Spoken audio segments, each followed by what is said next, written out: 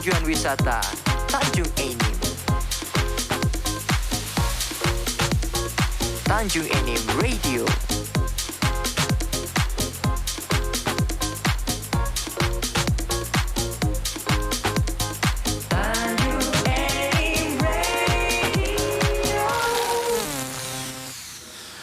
Assalamualaikum warahmatullahi wabarakatuh. Selamat sore para kancil Tanjung Enim Radio. Berbahagia sekali di kesempatan sore hari ini saya Radio Smash kembali menjumpai Anda dalam program Ngobras Ngobrol bareng Sore Seru.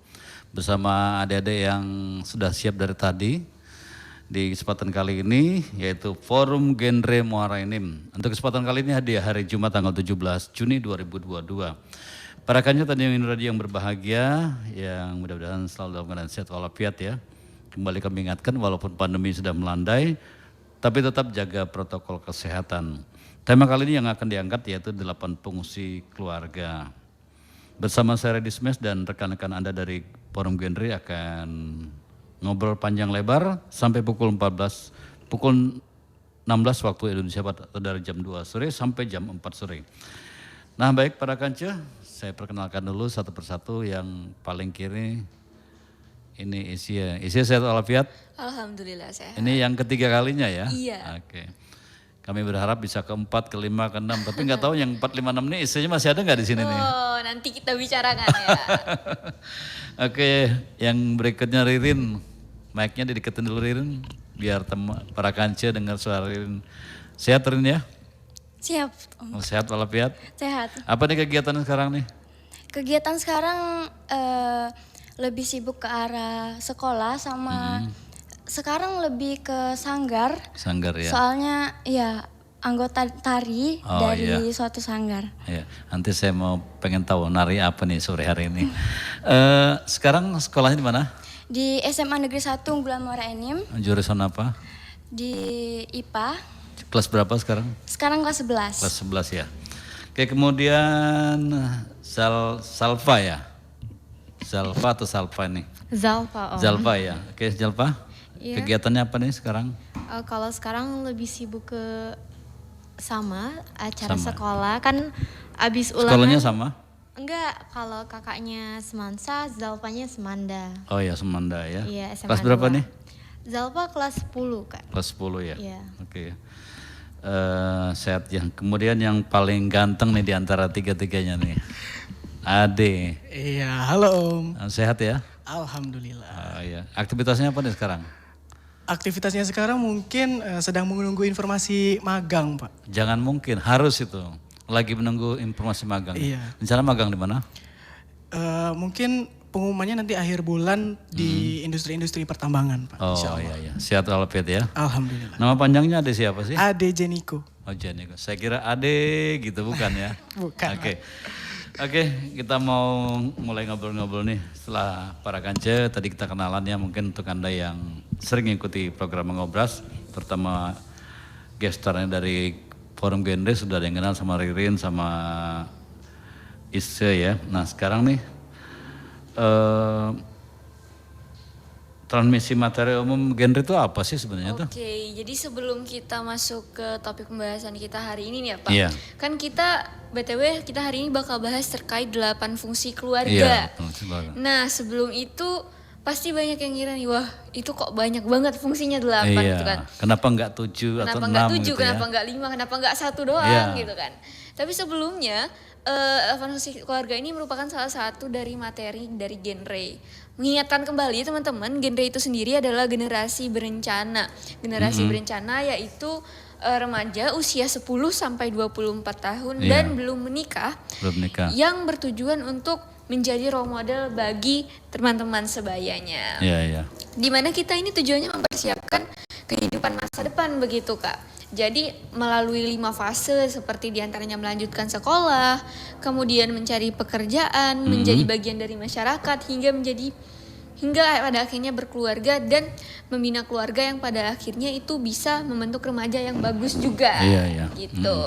Jadi umur 10 sampai 24 ya. Iya, dan belum menikah. Jadi Tambahan dipertegas lagi belum menikah ya. Iya, jadi kalau misalkan dia umurnya masih 20 tapi dia udah menikah, dia bukan remaja lagi Iya. kata Terus Bari. misalnya nih umur 24, misal Asia nih ya, saya anggap umur 24, tapi karena aktivitas lain harus meninggalkan Warin, apakah masih termasuk pengurus dari genre?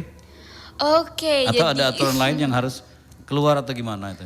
nah untuk di forum genre Muara Anime sendiri itu kepengurusannya 2 tahun sekali Om. 2 tahun sekali Jadi ya? kebetulan kan sekarang Isya menjabat sebagai Ketua Divisi Media dan Informasi periode 2020 sampai 2022 tahun Oh ini iya, habis. tahunnya habis.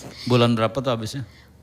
Sekitar bulan 10 atau 9 Oh, karena kita masih ada sekarang jejak waktu ya? iya, menunggu SK Bupati. Jadi ini mungkin kali terakhir Isya datang ke radio ini Oh sebagai jangan. ketua divisi. Jangan. Oh sebagai ketua divisi ya. Tapi kan untuk yang lainnya untuk harus datang berikutnya terus. insya Allah. Ah, iya.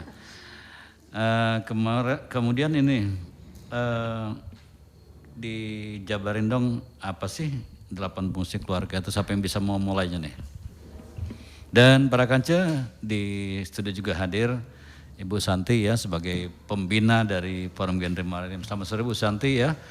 Mudah-mudahan selalu sehat walafiat. Ya silakan siapa yang mau jawab nih?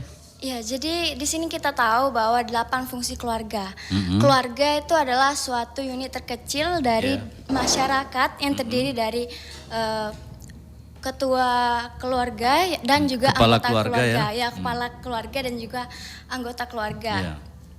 Nah, kita juga tahu bahwa pastinya semua keluarga itu menginginkan keluarga yang berkualitas. Berkualitas dan bahagia yang pasti Betul. ya. Jadi gimana sih Om keluarga berkualitas itu? Nah seperti apa ya? Keluarga berkualitas itu keluarga yang terbentuk karena adanya pernikahan secara sah dan bercirikan keluarga yang bersejahtera, mandiri, berkebutuhan baik, dan memiliki usia ideal anak yang cukup, dan juga memiliki tanggung jawab, harmonis, dan juga memiliki rasa bertakwa kepada Tuhan Yang Maha Esa.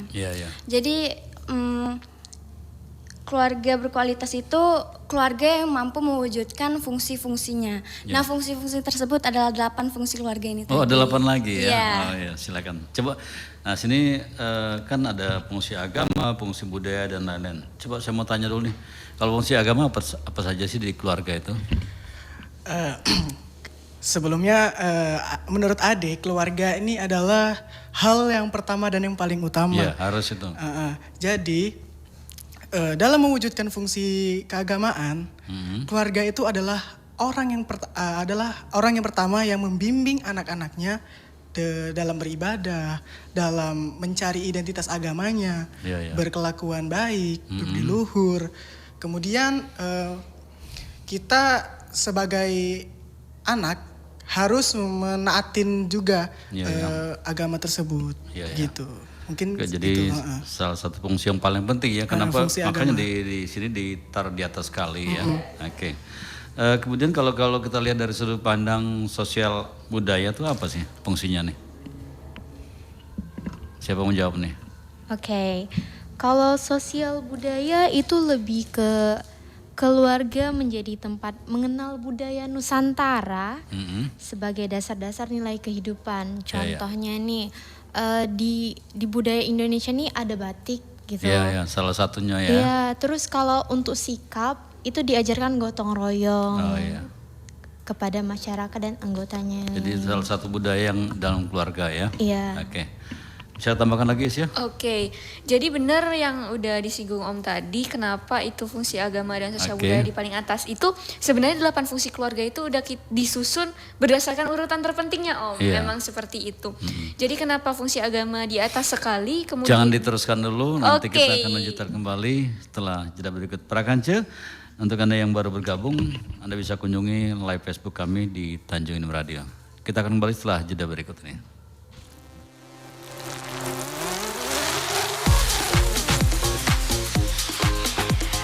Tanjung Enim Radio. Dari kota tujuan wisata Tanjung Enim. Tanjung Enim Radio.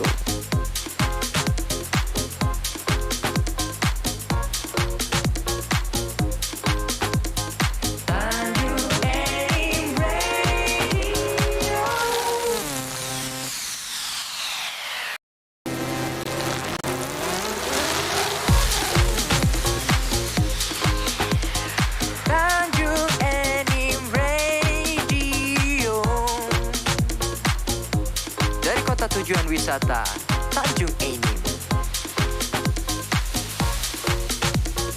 Tanjung Enim Radio.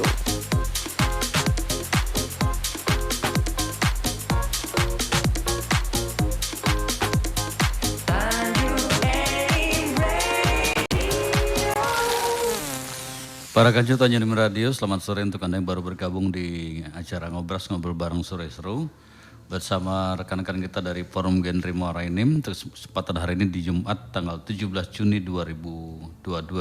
Kali ini mengambil tema 8 fungsi keluarga. Dan untuk Anda yang baru bergabung, seperti biasa kita live di Facebook Tanjung Enim Radio dan kami hadir untuk Anda dari lantai 2 Gedung Serbaguna Bukit Asam.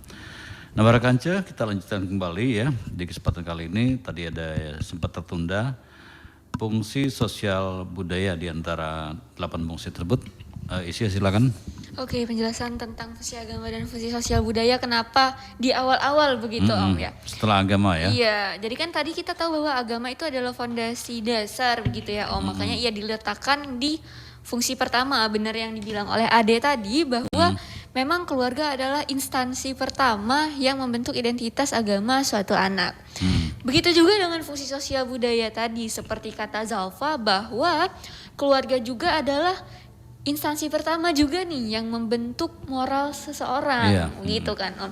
Jadi keluargalah tempat di mana seseorang itu dibina, dibentuk karakternya, diberitahu mana yang baik, mana yang buruk, dan lebih ke bagaimana cara dia berbaur dengan lingkungan sekitarnya. Begitu. Nah setelah kalau kita lihat dari sisi budaya, kalau sisi cinta kasihnya seperti apa itu?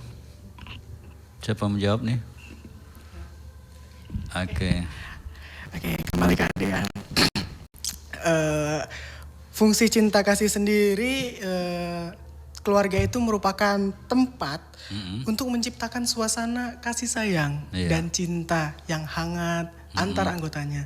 Nah, mungkin contohnya seperti ayah ibu menyayangi anaknya, anaknya juga berbakti kepada orang tuanya. Nah itu menciptakan suasana kasih sayang yang hangat di keluarga tersebut. Kemudian fungsi cinta kasih sendiri ini membentuk keluarga yang harmonis. Jadi keluarga di sini tidak terganggu oleh tidak terganggu oleh ancaman dari eksternal maupun internal karena keluarga sendiri sudah harmonis begitu mungkin. Contoh ancaman kecil seperti apa itu? Contoh ancaman kecil mungkin misal ada isu-isu dari luar gitu, isu kepala keluarga atau bagaimana, mungkin seperti itu. Jadi ketika kita sudah melaksanakan fungsi cinta kasih, sekecil apapun, sebesar apapun isu tidak bakal masuk ke keluarga kita karena kita sudah sama-sama yakin ya. Nah para kanca, sudah informasi bahwa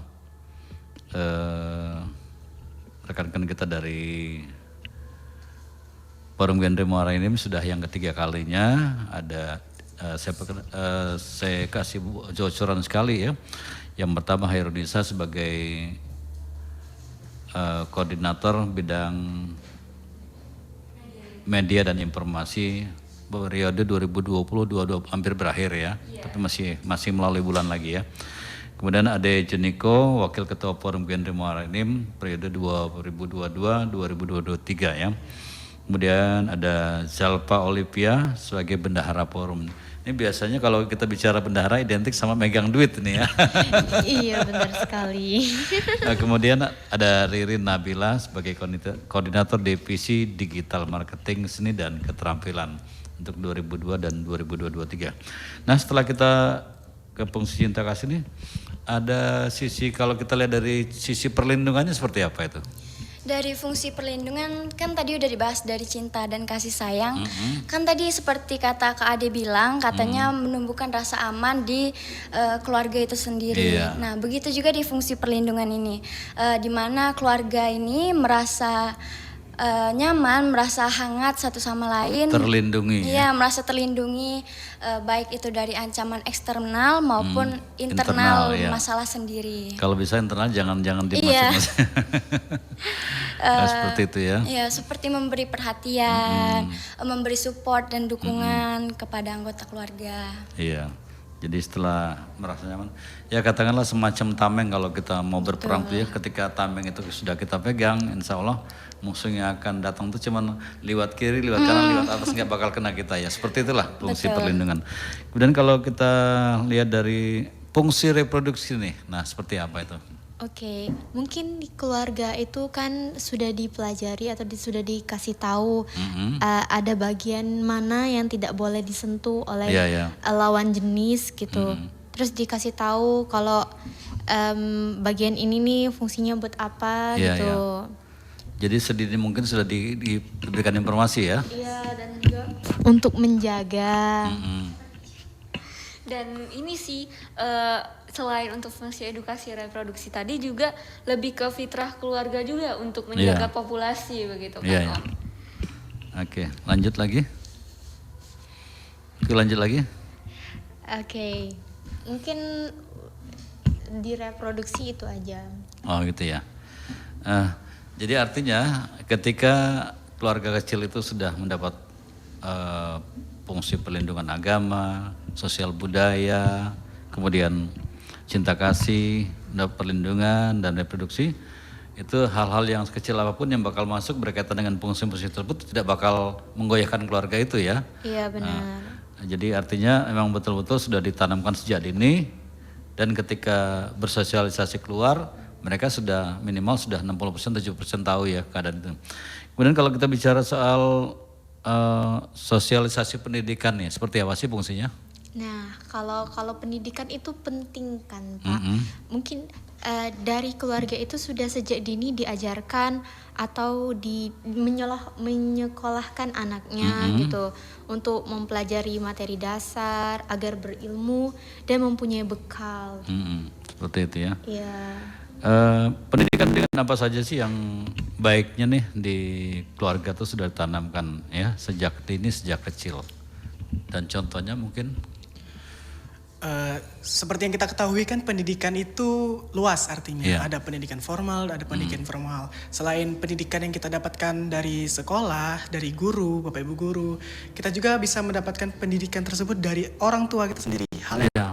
Bahkan sebelum kita menginjak ke dunia sekolah, pertama kali yang mengajarkan kita itu adalah orang tua. Orang tua kita belajar membaca, belajar berhitung, bahkan itu dari orang tua udah diajarin. Baru kita, bahkan istilahnya dalam kandungan pun sudah diajarkan mendengarkan, cara bergerak seperti itu ya. Iya benar. Iya.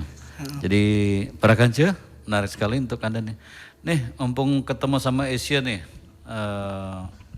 tadi ada yang sempat WhatsApp, kalau yang mau masuk ke genre itu seperti apa sih, syarat-syaratnya gimana, dan batasan-batasan usia, terus kegiatannya apa aja. Mumpung masih ketemu Isi, silakan Isi dijelasin. Oke, yang pertama. Mic-nya deketin lagi. Oke, segini udah jelas belum ya? Oke.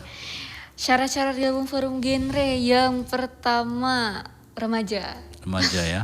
Usia 10 sampai 24 tahun dan belum menikah. Catat itu 10 sampai 24 dan belum menikah. 10 sampai 24 belum menikah. Kurang boleh nggak Kak? Nggak boleh. Lebih nggak Kak? Nggak boleh.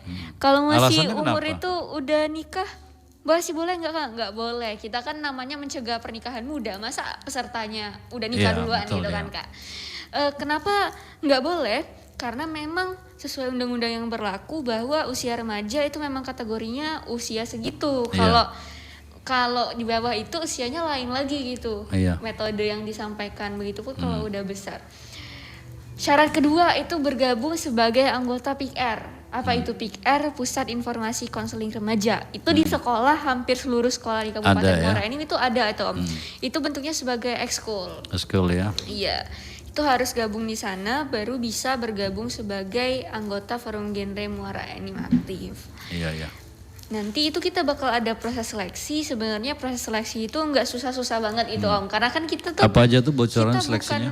Kita tuh mau mengembangkan, bukan mau terima jadi gitu. Jadi kalau udah ada potensinya ya ayo.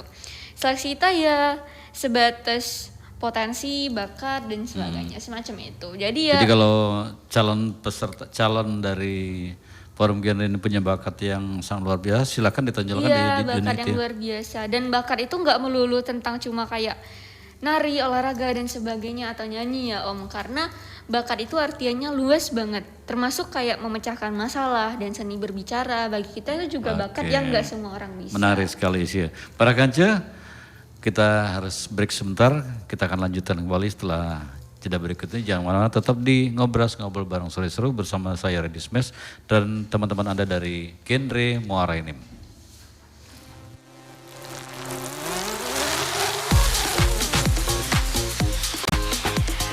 Tanjung Enim Radio. Dari kota tujuan wisata Tanjung Enim. Tanjung Enim Radio.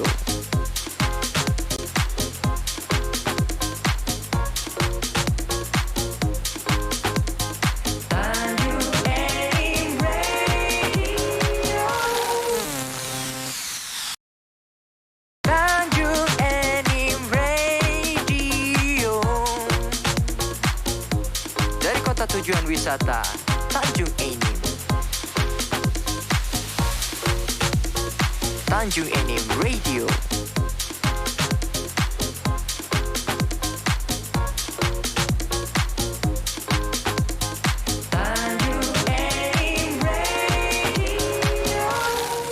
Para kanca Tanjung Enim Radio masih dari lantai 2 Gedung Serbaguna Bukit Asam. Di sore hari ini kami hadir ke ruang dengar Anda dalam acara Ngobrol bareng Sore Seru bersama gestar kita pada sore hari ini itu dari genre Muara Enim. Kesempatan Jumat tanggal 17 Juni 2022. Dan tema kali ini yaitu 8 fungsi keluarga. Para kanca, kami hadir untuk Anda di live Facebook Tanjung Enim Radio sampai pukul 16 atau jam 4 sore nanti. Hari ini bintang tamu kita adalah Isya, Ririn, Ade, dan Zalpa. Nah, untuk kalian berempat nih, kita ulang lagi dari pendidikan tuh. Menurut kalian nih ya, yang di usia 10 sampai 24 di genre ini, idealnya tuh berapa tahun sih kita seorang anak tuh mengenyam pendidikan tuh? Pendidikan apa dulu nih Om? Formal ya? Ya formal ya. Oke, sebenarnya saya pribadi ngerasa belum punya kapasitas untuk ngomong kayak gini ya Om. Cuma ya beropini ya. Ya paling tidak kan jawaban dari Isya, dari Ririn, Ade, dan Zalpa itu sebagai pengedukasi bahwa bagusnya mulai dari TK atau dari PAUD, dari apa seperti itu contohnya. Oke, jadi kan sedikit bercerita, usia rata-rata anak masuk SD itu kan 6 sampai 7 tahun. 6 sampai 7 tahun ya. Tapi Isya pribadi udah SD dari umur 5 tahun. 5 tahun ya. Nah, dan kan Isya TK, kan Isya udah TK, ya? TK-nya udah dari umur 3 tahun. Nah, 3 tahun ya. Kalau kita baca-baca artikel itu memang banyak banget muncul bahwa nggak boleh nih anak disekolahkan di usia muda. Yang paling dini ya. Dan memang benar itu Om, kenapa? Karena jadinya TK itu harusnya tempat yang bermain. Jadi SD itu harusnya masih belajar pendidikan dasar. Sedangkan akhir-akhir ini malah masih TK udah dituntut bisa baca tulis gitu kan. Iya. Jadi malah bisa baca Quran. Iya, harus begitu. Padahal seharusnya TK ini namanya juga taman gitu kan. Taman, ya. Taman. Jadi memang proporsi belajar dan istirahatnya lebih banyakkan belajar, lebih banyakkan istirahat daripada belajar. Salah satu taman, fungsi taman adalah tempat bermain. Iya, jadi menurut Isya ya tergantung dari kesiapan si anaknya begitu. Seharusnya kalau dia memang mau dimasukkan di usia muda, ya jangan dibebani hal-hal yang berat dulu. Iya. Mungkin lebih ke bisa adaptasinya karena orang-orang kan biasanya TK itu cuma 1 tahun. Isya karena TK-nya udah dari umur 3 tahun, jadi Isya TK itu 2 tahun Om, 2 periode. Kenapa? Karena ya itu tadi, walaupun jadi di TK tahun 0 besar ikut juga ya? Iya, jadi TK 0 kecil 0 besar. Jadi kenapa kayak gitu? Karena orang tua Isya bilang, walaupun dia di TK 0 kecil udah bisa baca, udah bisa nulis, berarti itu umur 4 tahun ya udah bisa baca tulis. Tapi kan ini secara mentalnya belum siap. Betul. Begitu Om. Jadi daripada dia kaget di SD, ya dilamain dulu di TK-nya gitu. Betul.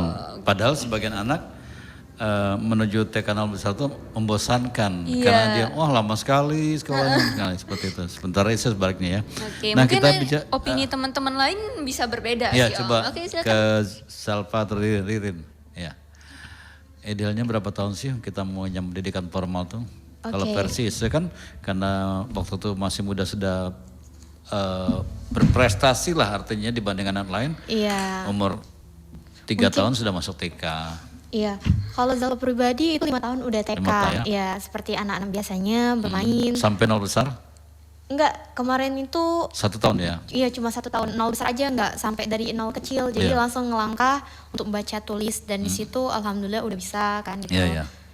Kalau anak-anak yang biasanya itu kan 5 tahun itu kan 1 tahunnya TK gitu. Terus langsung ke SD.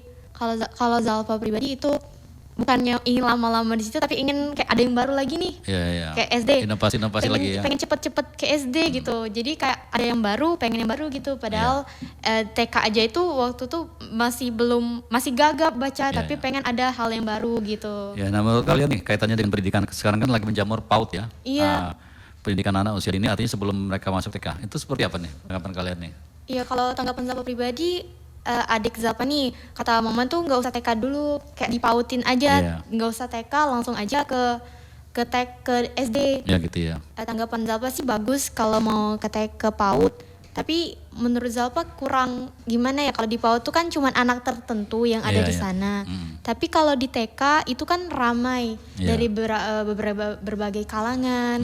Kalau di PAUD itu kan cuma ada tingkatan berbeda-beda gitu, enggak seperti seluas di TK gitu. Iya. Karena jenjang umurnya juga masih muda. Iya, benar. Nah, sekarang kita kembali ke eksistensi nih. Fungsi eksistensi itu yang seperti apa nih? Siapa yang jawab nih? Ekonomi ya. Oh ya. Fungsi ekonomi yang penyebarannya seperti apa tuh menurut rekan-rekan forum genre ini?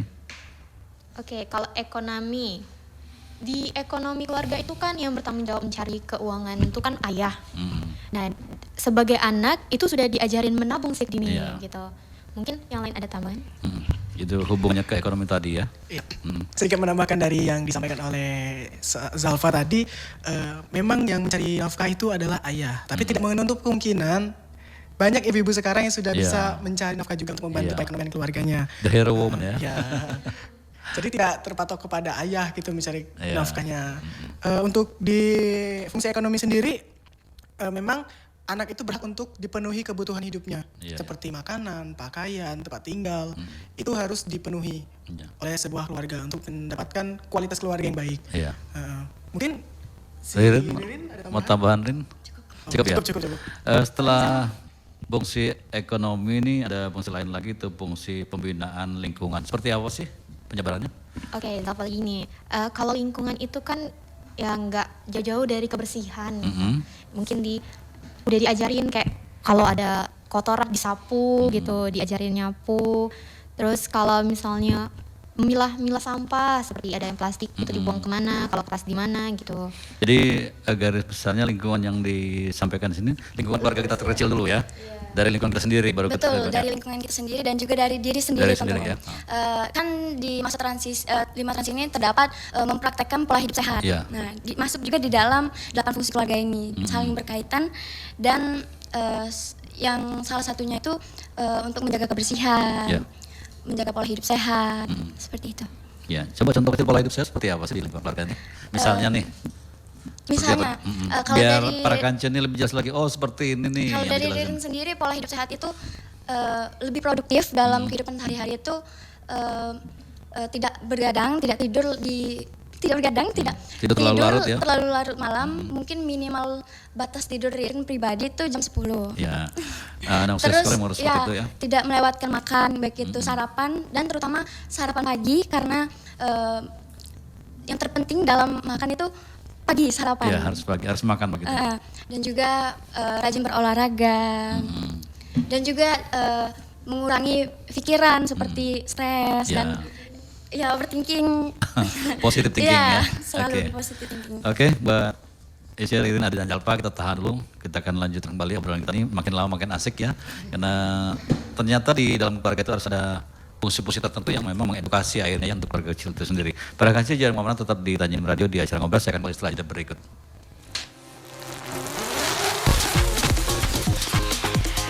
Tanjung Enim Radio. Dari kota tujuan wisata Tanjung Enim. Tanjung Enim Radio.